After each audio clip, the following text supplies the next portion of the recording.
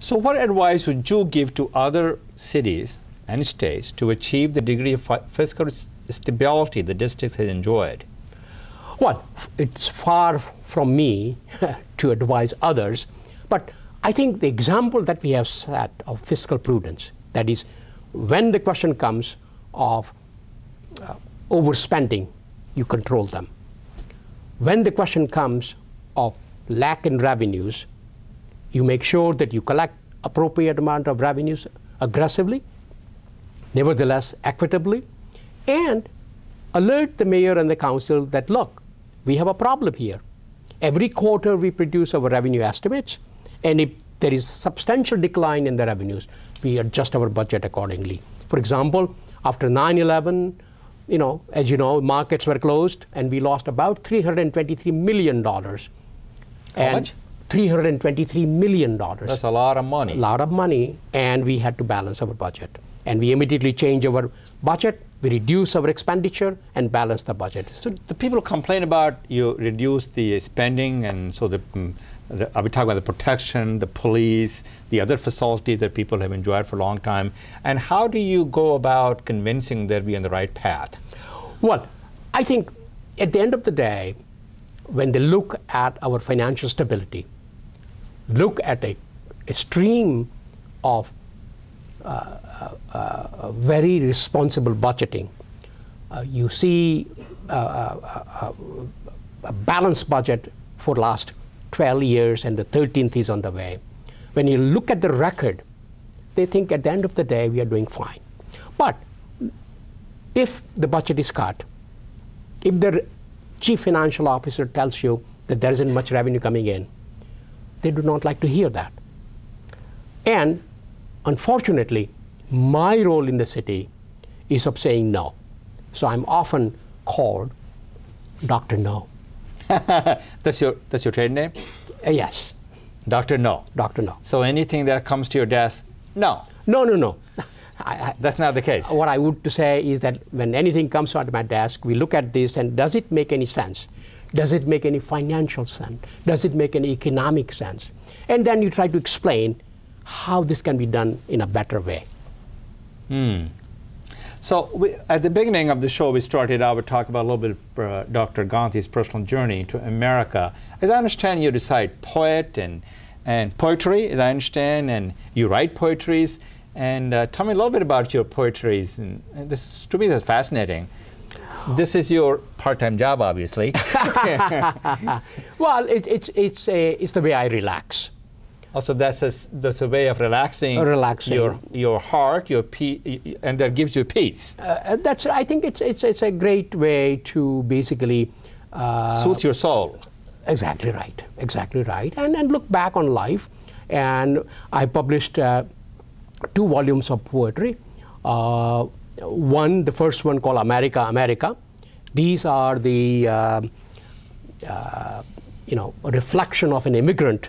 The theme that we talked earlier. And that's in poetry form? In poetry form, sonnets. Sonnet is an old, way of putting together thoughts. Started it in England and Italy, and Shakespeare had written some of the great sonnets. Several hundred years ago. That is right. And it's also imported in India in our own languages. Long years ago. 1897 is when the first sonnet was written. It's 14 lines, so you really have to contain yourself in only 14 lines, and I write in meters, highly disciplined Sanskrit meters. So it's a disciplined form of writing and expressing yourself. So the first volume was about a reflection of an immigrant on this country called America, America, and the second volume on when an NRI goes back to India. NRIs, non-resident Indians. That is right. A person like you and me. Right. What do we think of India now? We view India with a different eye now, and that is called India, India. Do you believe that India's future is as bright as a lot of people think they are? Does the future belong to them? Absolutely right.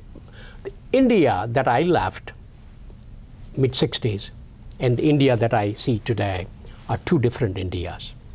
India today is more confident, more vibrant, more young, energetic, full of life. And I think it is evident in the streets, not only of big cities, but also in the small towns and villages. It is evident in the confidence and enthusiasm that you see in people's lives. And slowly but steadily, we are improving our lot.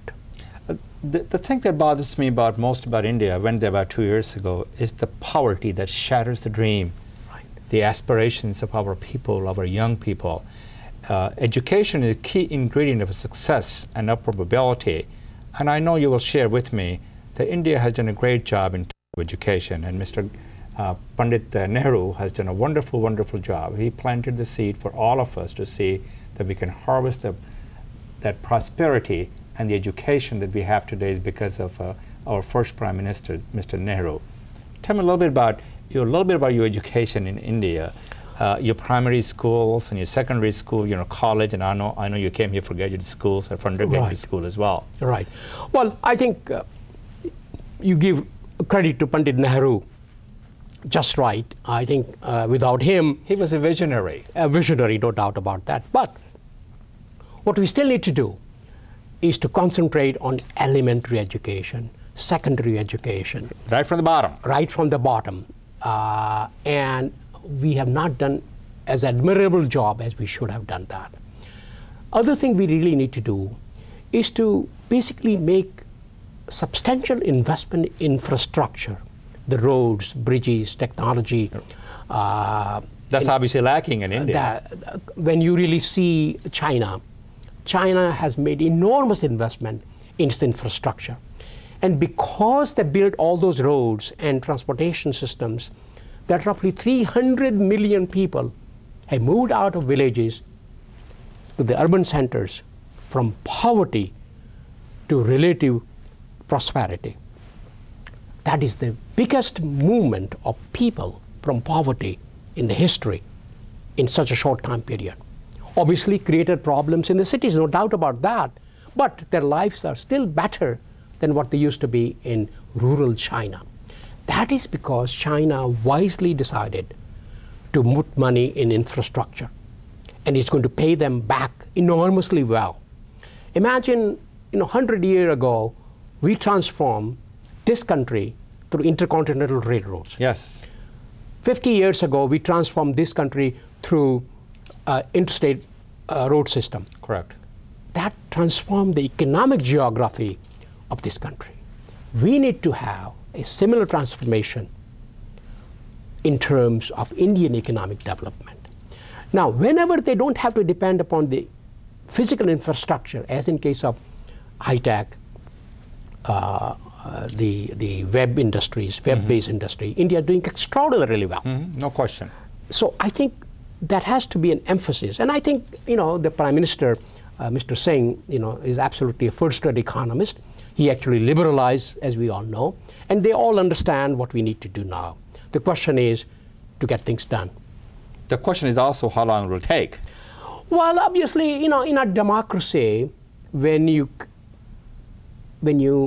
respect people's rights to property, there has to be consensus in the democracy. And obviously, we cannot move as fast as the Chinese can. Well, I'd rather live in a democracy. Well, again, without going into the virtues of one system over the other system, all I'm suggesting here is that it takes time in India. We all know that. But I think we are on the right path. Well, thank you very much, Dr. Ghandi. Thank you for coming to our show.